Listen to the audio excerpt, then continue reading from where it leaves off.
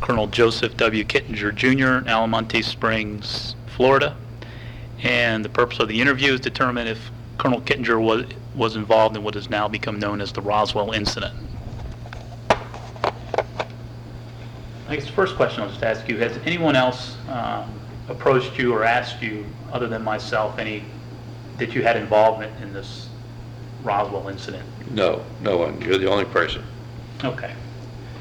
Now I'd just like to start off by, before we get into the details of the particular project and incident that we think was responsible, I just would like you to give an overview of your Air Force career, when you joined the Air Force, and what were some of your jobs you held and accomplishments. Okay, I entered the United States Air Force in March of 1949 in the Aviation Cadet Program. Went to Goodfellow, flew T-6s, and went to P-51s at Nellis Air Force Base, and I graduated in March of 1950 from Las Vegas Air Force Base. I went from there to Germany to the 86 Fighter Bomber Group, flew P-47s and then F-84s and then F-86s. Returned to the United States in 1953 and was assigned to Holloman Air Force Base in New Mexico. I was assigned to the fighter test section there and was stationed there until 1958. During my 5 years I spent on Holloman Air Force Base, I was very much involved in research associated with aircraft and with space. I was the first pilot to fly on the zero gravity work in the United States. First of all, using T-33s, and then F-94Bs, F-94Cs, F-89s, F-100s. And I also associated with the project Man-High. I flew the first Man-High balloon flight in June of 1957. And I went from there to Wright-Patterson Air Force Base in 1958, where I was assigned to the escape section there. And I was a project officer on the Project Excelsior. I made 3 parachute jumps from high altitude on that project. I also flew and I was a project officer for the Project Stargazer, which was taking a telescope aloft above the Earth, and made 1 flight on that project in December of 1962. In 1963, I went to the Air Commandos, checked out the B-26, went to Vietnam, 63, 64. I went back to Vietnam. I went back to Vietnam in 66, 67 in A-26s. Then I went to Germany, where I was liaison with the Special Forces there for a year. Then I had a joint assignment at Headquarters UCOM. In 1971, I returned to the United States. 1966, 67, I flew in Thailand in A-26s. I returned to the United States in 1971 from Germany, entered into F-4 training, went to Vietnam in 71, 72, squadron commander of the Triple Nickel Squadron, fighter squadron. I shot down a MiG on the 1st of March, 1972. And on the 11th of May, I was shot down and spent a year in Illinois. After returning to the United States, I went to Air War College for a year. Then I went to Germany as a vice wing commander of the 48 type fighter wing, flying F-84, F-4s, D models. And returned to the United States in 1977 and retired in 1978. As a rank of colonel. So that's my basic Air Force career. Okay, just a couple of questions for you. What year did you receive the Harmon Trophy? I received the Harmon Trophy actually in 1960. It was presented to me by President Eisenhower. And what was that accomplishment that you received? It was actually for a parachute jump that I made in 1959, which was 76,000 feet. But in the meantime, I had made one from 103,000 feet. But I got the Harmon Trophy for the one I actually made in 1959.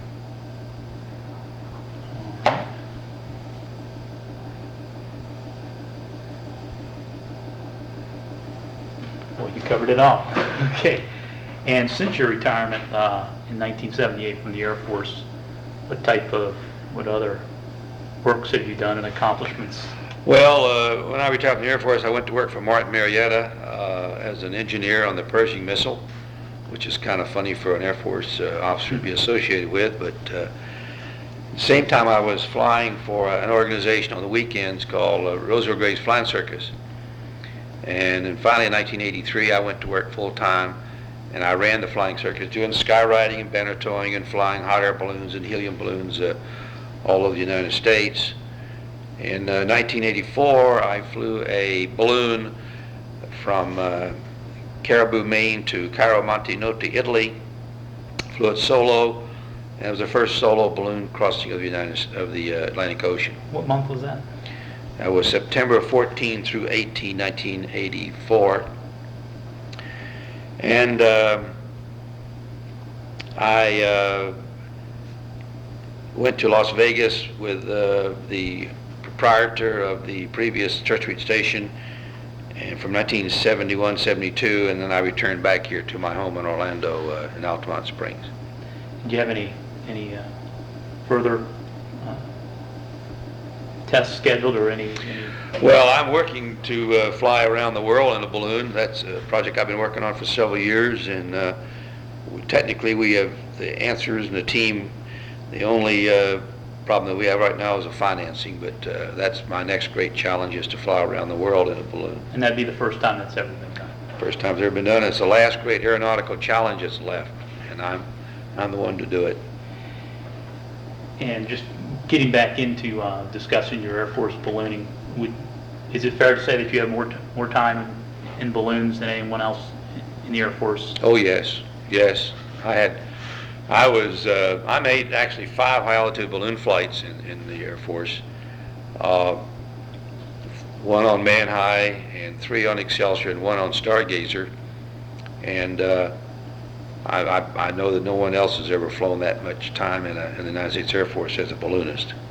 And is it true that you were also the last person to fly a high altitude balloon in the Air Force? The last high altitude flight ever made was since it was 1962, December 1962, and there has not been a high altitude balloon flight made since that date. Is that within the Air Force or within the whole world? That was within the Air Force. Okay. I can't speak for the rest of the world, but that was the last high altitude balloon flight within this country.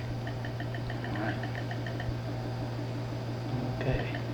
Well, now I guess we'll get down to the particular project that appears that you were involved in, that may be responsible for some of these things that show up in some of these books as being what's called the Roswell incident. The particular project we're interested in is project was 7218, later became 7222. It was first known as High Dive and then Excelsior. So if you could just give what your involvement was in that project, when you became involved, and along those lines. Okay, when I went to Wright Field, Dr. Stapp assigned me to the escape section, and I was given a project which had previously been called High Dive, and the purpose of this project was to conduct research on how to protect a man in a space environment and how to get him back in the event of an emergency. I was a project officer, and I started working on this project in 1958 with a team that I assembled there at Wright Field. At the same time I was working on this project, I was also working on Stargazer. It became evident that we needed an additional pilot or 2 to be checked out in balloons. I was the only person in the Air Med lab that had a balloon rating, or had balloon training, and all the marbles were wrapped up in me. So Dr. Stapp decided that we needed at least 1 or 2 more people checked out in balloons because of all the project we had coming along. And so I was directed to set up a training program to check out some additional pilots. And what was Dr. Stapp's involvement? Dr. Stapp was the chief of the Air Med lab at this time at Wright Pat. He had transferred there in 1958, and I went there at his request. I followed him there. I put out the request for volunteers within the Air Med lab to all the pilots, There were several pilots, active pilots in the Air Med Lab, and two of these, of the members of the Air Med Lab volunteered to be checked out balloons. One of them was Dan Folge, and the other was Bill Kaufman. Both of these were pilots, or were active duty pilots at the time. So, I don't have the date. What was the date? Was it September? What was the date that we went there to Holloman? In, Was it 59? with the crash, Yeah. it was 59, May of 59, according to May the of official record. 59. The three of us went to Holloman Air Force Base. There was a gondola there that we used. It was instrumented like a high altitude flight would be. It had, we used a plastic balloon with an electric valve, with an actual switch to open the valve. Another switch was set up to cut away the balloon on landing, since it was not a rip panel on the balloon. We made one short flight that after we took off, we headed down the direction toward El Paso, and so we terminated the flight fairly quickly. And a couple of nights later, we took off rather late in the evening, and in this balloon, the three of us in the balloon. We had an airplane chasing us, we had a helicopter chasing us, we had a ground crew chasing us, and we flew through the night. And Duke Gillenberg, the meteorologist at Holloman, had cautioned us that there was a possibility of a front moving in from the west that would catch us next morning early. So even before we took off, we had an idea we were going to have to land fairly early in the morning to preclude this front catching up with us. As sunup approached, we were approaching Roswell, New Mexico. And we prepared for landing. As we came in for landing, I decided that I would let Dan Fulgham do the landing. Of course, with me being the instructor pilot watching him closely. As we were coming in to approaching the landing, we were getting in close to Roswell. As a matter of fact, on the outskirts of Roswell. When we looked back over, Which direction from town? we were coming in from the west, northwest Okay. of town. And we could look back 15 or 20 miles and we could see this dust cloud coming. So we knew that the front and the high winds were not too far behind us. So we knew we had to get down to land pretty quick. We really had one pasture left where we were, or we would have had to flown all the way across Roswell, because of the direction we were going in, the wind direction. So we really had just one approach that we could make. And Dan set up a good landing approach for this rather small field. And I can remember the trees, the leaves and the trees whooping back and forth as we came over the top of them. I knew it was going to be a pretty fast landing. And just about the time we got ready to touch down, we must have been going 10 to 12 knots at least, horizontal speed across the ground. And just before we got close to the ground, Dan cut the balloon away just as we touched down. He did a perfect job, but we had this horizontal velocity, and as a result, with the high CG that we had in the gondola flipped. Absolutely did a complete flip, like you take a dice cup. And we ended up inside of this gondola, the three of us, with the gondola over the top of us. You can imagine the rapid rate that this thing rotated. Well, Dan was hurt. We knew that. And Bill Kaufman and I actually lifted the gondola, which was quite heavy, off, and we pulled Dan out underneath the basket, gondola. He had been hit on the scalp. We could see the blood rising very quickly, and I was really concerned about him because the way that the rapid rate his blood was accumulating. I was wondering if he was going to die or not. But he didn't seem like he was in shock. We treated him for shock. And about that time, our chase crew got there, and the helicopter got there. And we took 3 of us in the helicopter, and we flew just a few miles away to Roswell Air Force Base where we landed. In the meantime, our chase crew included a tech sergeant by the name of Hap Lutz, L-U-T-Z, who was from the hospital at Holloman. He called the duty officer at the hospital at Roswell and alerted them to the fact that there had been an accident with Air Force air crews associated, and that he needed emergency doctors and technicians to immediately proceed to the base hospital. Now this was very early in the morning. It must have been 6:30. I mean, the sun was up, but it was early in the morning. We arrived at the hospital, and the treatment.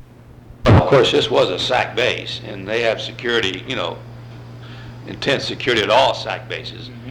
Particularly since when somebody lands like this out of the unknown, they automatically, in SAC, they thought it was an IG team. Mm-hmm. And they're always concerned about being caught by the Inspector General. Mm-hmm. So we may have gotten some extra attention from the security aspect of it, but we were administered to. My main concern was Dan Fulgham, his physical condition. But barring that, I wanted to get the hell out of there as quick as we could, because we'd had an accident, and I just wanted to just get the hell out of there. So I was really pushing everybody to get out of there. So what were the specific reasons you were interested in getting out of there? Well, first of all, we had an accident. We were at a SAC base, and I knew they'd make a big deal out of it. We had tried to keep our project not classified, but not known. We wanted to keep it quasi-classified. Well, I noticed in your book, Long Lonely Leap, you discussed that. So in the Long Lonely Leap, I noticed that you discussed that the project wasn't classified. However, you guys just amongst yourself treated it as such? Yes, we did. What was the purpose of that? Well, we didn't want any publicity. We didn't want publicity. Okay.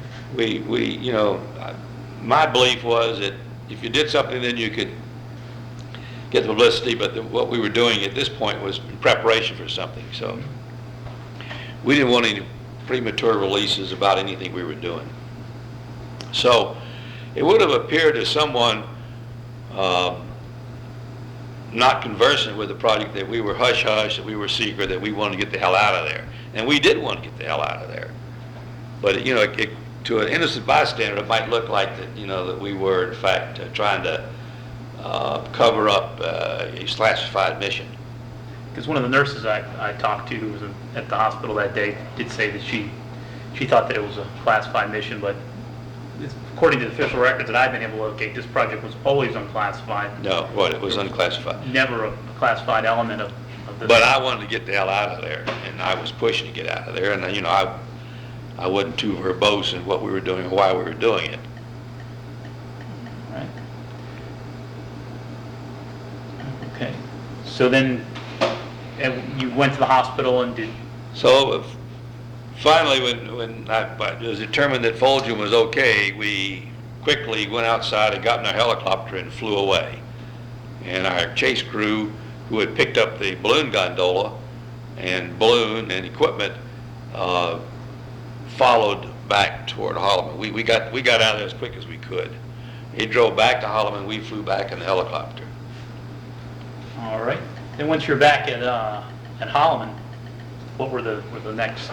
Well, Dan Fulgham, of course, was put in the hospital, and his head kept swelling, and they took steps to reduce the swelling. And the next day, I flew a quick sortie with Bill Kaufman, and the FAA man was there, and then I got out, and Bill Kaufman flew and got his write-off by the FAA for his balloon license. Okay. Then were you involved in Fulgham's transportation back to Wright-Patterson? Yes. There was some question about how we're going to get him back, and I said, well, we can't take him back on a airliner because he looked so horrible. So, Just how horrible did he look? oh, he was just a big blob. You could barely see his eyes. His nose just barely protruded out. He was really in bad shape. Looked like he'd been in a fist fight. Black eyes, but his whole face was swollen up from the ruptured hemorrhaging of the blood vessels beneath the scalp. He really looked bad. He couldn't see, and Eyes were black. eyes were black. You could barely see his nose. He was so swollen. So I called back to Wright Field and got them to send a 131 to Holloman to fly us back to Wright Field.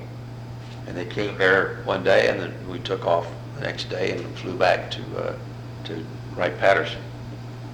What kind of reception did you get there at Wright-Patterson? Well, when we stopped on the ramp, they dropped the ramp, and I looked down the bottom, and there was Dan Fulgham's wife standing at the bottom of the steps. So Dan couldn't see worth a damn, so I grabbed him by the arm and said, "Okay, follow me down the steps, Dan." So we start down the steps, and we get to the bottom of the steps. Dan's wife sees me leading this blob down the staircase of his 131. And she looks right at me and she says, "Where's my husband?" And I said, "Ma'am, this is your husband." And I presented her this blob that I was leading down the ramp. She didn't even recognize him. That's how bad he looked. That's really something when a wife doesn't even recognize her own husband. She let out a scream you could hear a mile away. But he was such a horrendous looking thing that she had no idea that the thing I was leading down that ramp was in fact her husband. Gives you some idea of what he looked like. All right. Okay, I'm going to ask you some specific questions about this whole episode. Let me see here.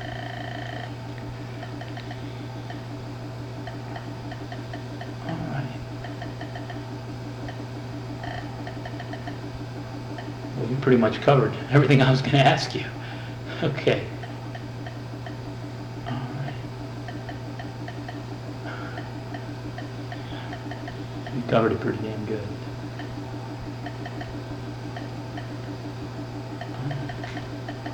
Okay. I think at one time they had all three of us in three different rooms when the hospital. I think at one time they had three different groups of people working on us. I had a lot of the steel filings in my eyes. I had a bad cut over my eye, and I can remember that all three of us being worked on simultaneously in the hospital. Okay. And it didn't take very long. I don't think we were in the hospital. I can't believe we were there more than 45 minutes from the time we got there until the time we were ready to leave.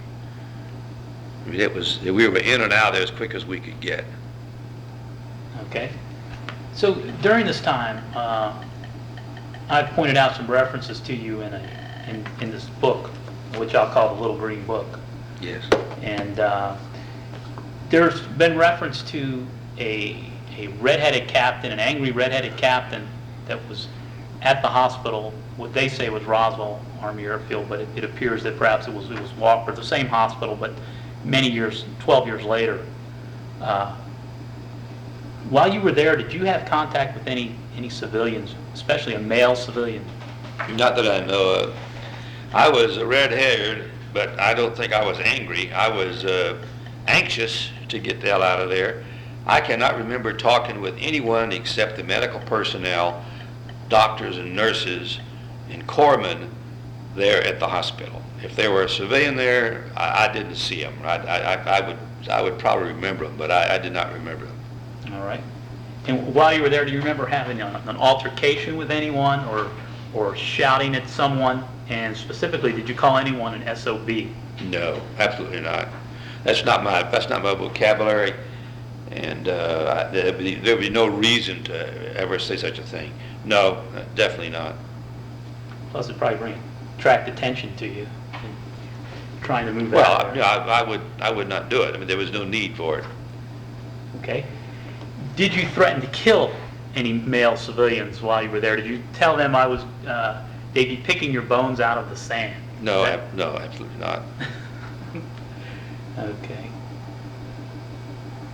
Did you have a black NCO that was traveling in the hospital with you, assisting you? Someone who would have been carrying a clipboard and walking like an assistant to you? No, no, Okay. absolutely not. There may have been a black sergeant on the chase crew, recovery crew, but I'm not positive about that. But there would have been no need for him to have been inside, and none of the crew members that would be out there would have a clipboard or any official function. If they were there, they were just standing there wondering what was going to happen. But that's definitely not. All right. Did you have any contact with any nurses when you were there? Just as an official function, maybe they were helping doctor us or take care of our medical problems, but I can't remember talking with any nurse. I may have, but I can't remember that incident. Do you remember any nurse that may have been startled to see Captain Fulgham's injuries? No, but that could have happened because he looked pretty gruesome. A person walking in the room that saw Dan Fulgham would probably gasp because he was an ugly-looking son of a bitch.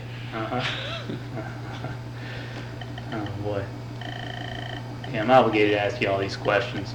While you were there, did you see any body bags or any what looked like human or other types of remains in what you would know to be a body bag? No.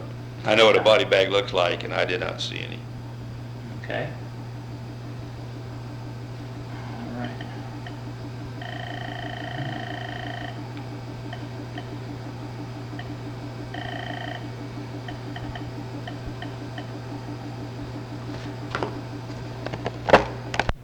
All right. Well, it looks like that kind of wraps the hospital involvement. I'd just like to go back to the Project Excelsior.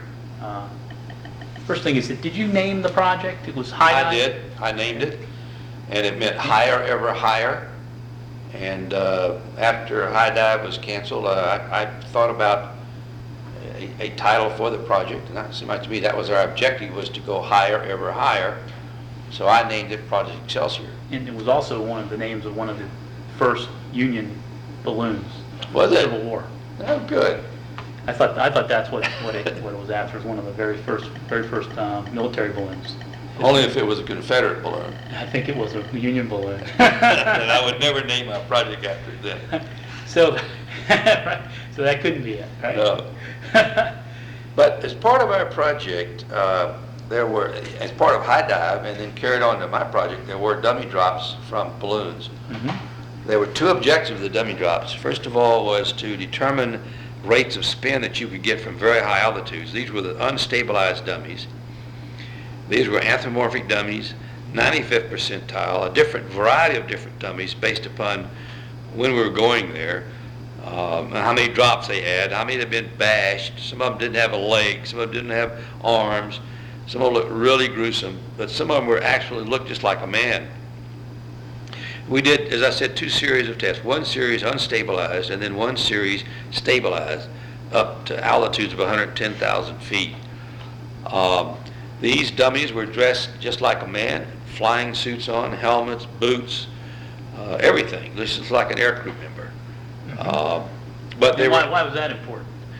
Well, because we wanted to duplicate as closely as possible an aircrew member bailing out at 100,000 feet. So we had kits on them and boots and gloves and helmets, just like they would be actually jumping out. If you did a test with just a blob, you would never have any idea how that could relate to an aircrew member. Okay. Now some of these dummies, they were dropped all over the place. I mean, we tried to drop them on the range, but we'd take them up to 100,000 feet and send a signal. Sometimes they dropped on the range, sometimes they didn't drop on the range. A person that saw one of these dummies from a distance would swear it was a man because they looked just like a man.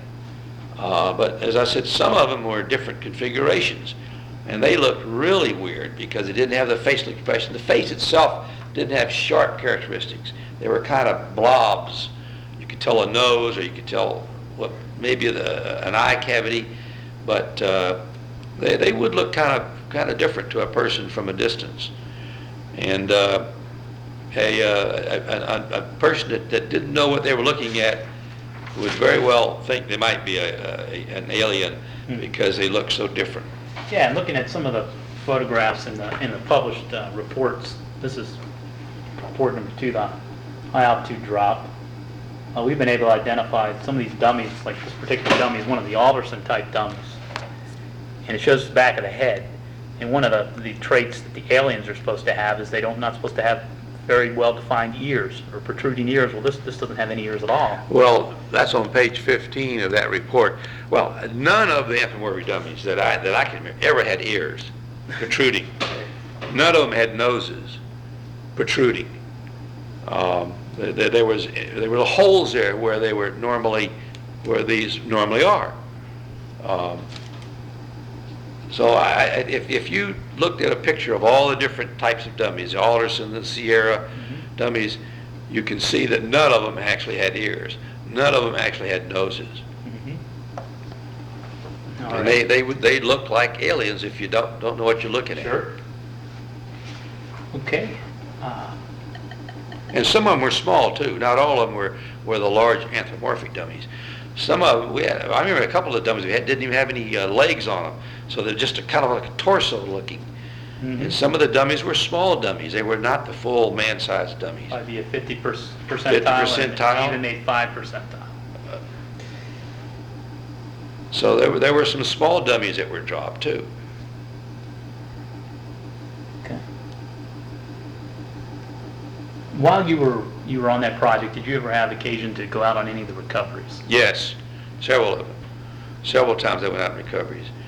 Both as a project officer and before that as a pilot, just chasing balloon loads. So before you even got involved in this project, you were a test pilot. Yes, with the test pilot at Holloman Air Force Base. And one of your responsibilities was to chase balloons? Well, this was one of our additional missions that we did, was to fly airplanes chasing balloons. And this was, of course, they started flying balloons back at Holloman back in the 47, but there was a lot of balloons was flying during 53 through 58, a lot of them. And what type of aircraft would you track these in? Oh, everything from a C-47 to an L-19 to L-20s, helicopters, just a variety of different aircraft were used to chase these dummies, these balloon projects. And you also had chase aircraft on your dummy drops. Yes. Once again, choppers. If they were going to be on the range, we'd usually have choppers to help us locate them. And then fixed wing aircraft off range? Yes. Yeah, I developed a database from the official records that show where the dummies landed. They landed, I have a map where I've roughly plotted where they landed.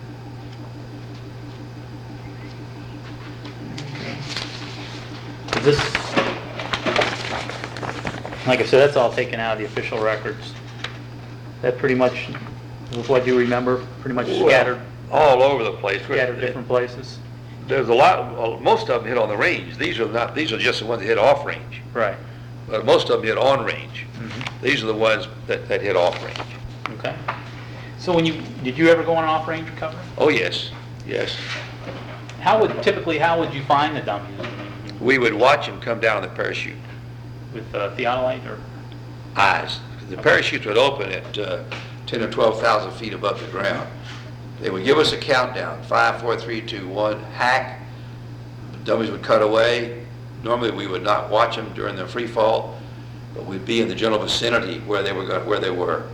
When the parachutes opened, we could then see where the dummies were, and then we would follow them down to the ground, mark where they were, land on the closest road or airport, and go and get vehicles to go in and to recover them. So you say you landed Sometimes we went with the vehicles, sometimes we would get airborne again and lead the vehicles into them. So you say sometimes landed on the road to recover? Yes, on the roads. And what type of aircraft would you land on? L-19s or helicopters, or Okay. L-20s. I personally landed on L-20s and L-19s. The L-19 is a small Army airplane that we used to chase them with. Okay, so when you went out on these recoveries, were there ever civilians that had seen? Oh yes, there'd be civilians that saw them come down.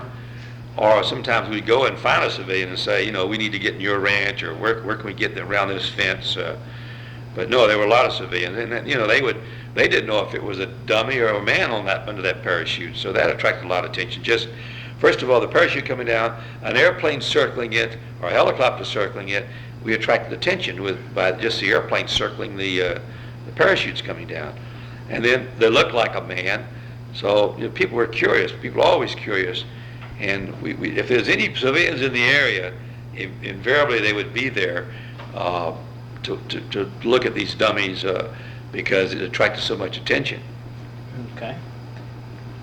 And then sometimes there'd be one parachute open, and there'd be a dummy that didn't open, and it would hit the ground. Sometimes we'd find them, sometimes we wouldn't find them. Okay. But usually there'd be some civilians either that saw these systems coming down, or we actually contacted to ask them how we can get into their ranch. All right. If the civilians came out, were you guys were in uniform, Air Force vehicles? Yes, in flight suits or uniforms. And once again, we were dealing with equipment that we didn't particularly want to share what we had, and then we didn't keep it secretive, or we didn't threaten anybody, but we would try to pick it up as quickly as possible and get it the hell out of there. First of all, we wanted to reduce the visibility that we had with the civilians, and we were never obtrusive, we were never disrespectful, we were never crude or rude to anyone, but we tried to get it out of there as soon as we could. Would there be any reason for anyone on any of your recovery crews to carry weapons? No. I've never seen a weapon carried on any recovery, ever. Okay. Obviously, during any of these recoveries, did you ever personally become involved in an altercation or, like you said, disrespect anyone? Never, ever. And nor did I ever hear of anyone ever having any altercation or problem with anybody. Those ranches out there are very friendly, and no, never had any problem. As a matter of fact, we went out of our way to keep good relations with the people. We did not want to alienate anyone. We went out of our way. We would invite them to Holloman to come to the flight line, and whatever we could do for good public relations with the people. And you also told me that at some point when you had balloon packages, be it this dummy project or any other project, that it was important to collect up as much of the material as possible. All the debris. We picked up everything that we could, and we went out of our way to do it. First of all, we had reports of the cows eating discarded balloon plastic material. As a matter of fact, claims were filed against the government for cows that had died because they ate plastic. So we went out of our way to pick up every bit of debris, not only because of environmental concern, we didn't want to make the place look like a trash barrel, but the fact that the government could be sued for removal of the equipment or damage to animals or property. So our rules were to pick up every piece of paper, everything we could. Now, to an uninitiated observer watching this, they might say, gosh, those guys are so secretive. But we weren't. We just wanted to make certain that the terrain was clean of debris. So how would you do this? You would have the guys fan out? We'd fan out and make certain that we picked up every piece of string, tape, balloon, anything there. We didn't want to leave any debris at any landing site. All right, because there's been claims that the government went out there and collected up strange alien vehicles. While you were out there, did you ever see a strange alien vehicle of any type? Never, ever. And some of these balloons would land with the payload still attached. And this would be a long train of crap that was laid out across the countryside. And it would be, 300 or 400, 500, 600 feet long from the beginning of the train of equipment to the top of the balloon. So it encompassed a lot of area. And once again, you guys had to pick all that up. Picked up everything and towed it back, got it out of there. All right. How many guys would you typically go out? Oh, it varied. I would say most of the time it would be at least 5 or 6 people. All right. And then why was it, going back to the... And there'd always be a vehicle to load the equipment on. There'd always be a vehicle that would take the dummies and the equipment and the balloon and everything back. One or two or three vehicles that would be on the chase party. Okay, because in some of these descriptions in some of these books, it describes a convoy of people coming with a tanker truck and a crane. Well, that would be for the launch. See, sometimes they would launch the equipment actually over by Roswell to fly to Holloman, depending upon the type of the year, what the winds were. And what they would do, what they wanted to do is to release the dummies so they would impact on the White Sands Missile Range. So sometimes they would launch the balloons from Roswell, sometimes they do it with their consequences. It just depended upon which the wind direction was. So yes, there would be vehicles, there'd be cranes, there would be tank cars, there would be communications vehicles, there would be 15, 10, 20 different vehicles out there, and people and cranes and tank cars and so forth for a remote launch. Airplane land on the road? Yes, airplane land on the road, helicopter land right there alongside of it. I mean, it was a three-ring circus when you started launching these equipment off range. Okay. All right. And then why was it so important, talking with some other people who are on the project, why was it so important to recover the dummies and their data kits? Well, because the data, most of the data was covered in a camera that was installed in the kits. The data and the accelerometers and the tape recorders and so forth were inside the kit that the dummy wore. So all of our data was from that kit. So it was imperative that we, the equipment was expensive, the dummies were expensive, but the data that we were getting, which is very expensive, was all contained in those kits. Okay.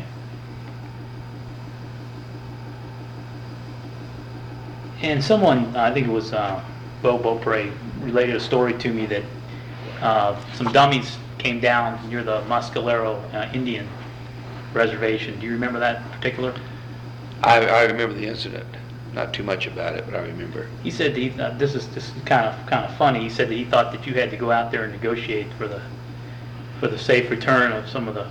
Well, they were picked up by the Indians, and they were actually held for ransom. They wanted us, I think we paid them $50 to get them back or something like that. But yes, they actually had recovered them, and there was a reward notice on them, and they called up, and we went out and negotiated the return of these hostages. Okay. The other last question, kind of about the dummies, is that you also indicated that the dummies are not only used and dropped for your project at Holloman and in that area, but also at Wright-Patterson. Yes. Why were you dropping them there, and where? Well, because we were testing parachutes there, and they've been for many years. I mean, since the 40s, 30s, the 20s. Back in the 20s, they dropped dummies at Wright-Patterson Air Force Base. That was a parachute test center there, and the dummies were dropped originally at Wright Field, and then they moved over to Patterson Field. Mm-hmm. There have been thousands and thousands of dummies dropped there in the Patterson area since the 20s. I see. And then you had one particular one that you had mentioned involving General Rawlings.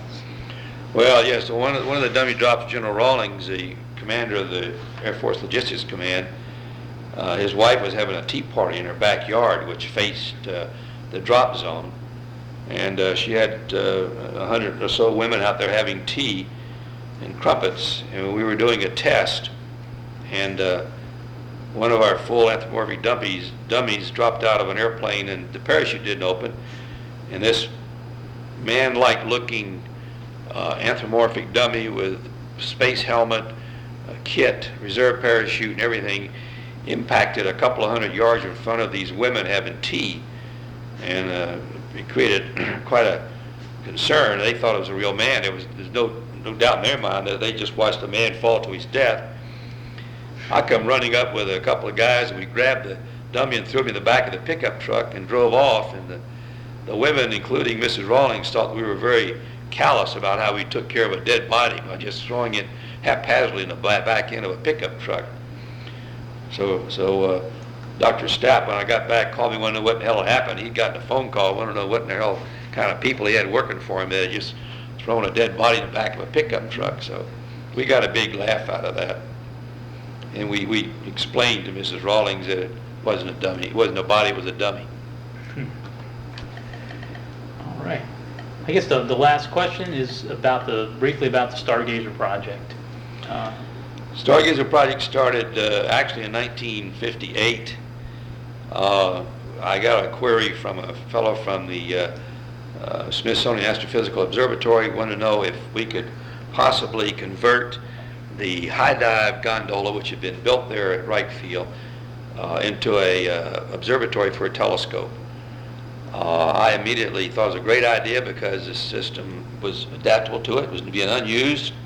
There had been a lot of Air Force money spent on the building of this beautiful capsule, very large, 8 feet across, 10 feet high, just an ideal observatory for a telescope. And why did they build that capsule? It was for the high dive project. For the high dive? Originally, there were going to be 2 men go up in the pressurized gondola. They were going to go to altitude, depressurize it. 1 man jumps out, and the other person brings the balloon down. Similar to the story in the movie Threshold of Space. That was the Threshold of Space movie was about that project. Mm-hmm. So I went to Dr. Stapp and explained to him that I thought we could get a lot of very good basic research with this, taking this telescope up with an astronomer. Dr. Stapp approved the project, and we thought it was going to take about 1.5 years. It actually took 4.5 years. Mm-hmm. We did a series of balloon tests all over the United States, trying to develop the balloon. We did chamber tests. The chief scientist for the observatory for the telescope part was a Dr. J. Allen Hynek, who was at that time the director of the Smithsonian Astrophysical Observatory. He subsequently went to Northwestern, where he was in charge of the astronomy there at Northwestern. He was also a consultant on the Blue Book project. The telescope start tracker and electronics were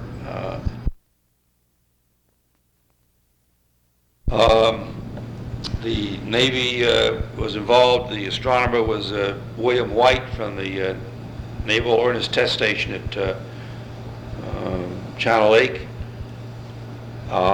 It was a very ambitious program, and we made 1 flight on the project in December the 12th, 1962. That was almost successful. Do you remember where that landed? Yes, it landed at Lordsburg, New Mexico. It took off in the morning and landed that next morning at near Lordsburg, New Mexico. The project needed additional funding to continue on.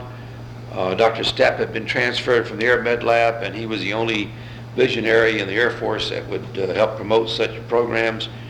So the program was canceled. Unfortunately, it was canceled at a great loss to the scientific community. And financially, it was a disaster for our country because NASA got the same data. It cost us billions of dollars that we were doing for a few $100,000, but that was a political decision, an economic decision that the Air Force made. And that was the last high-altitude balloon flight that was made in this country, period. Going back to Dr. Hynek, what was your relationship with him?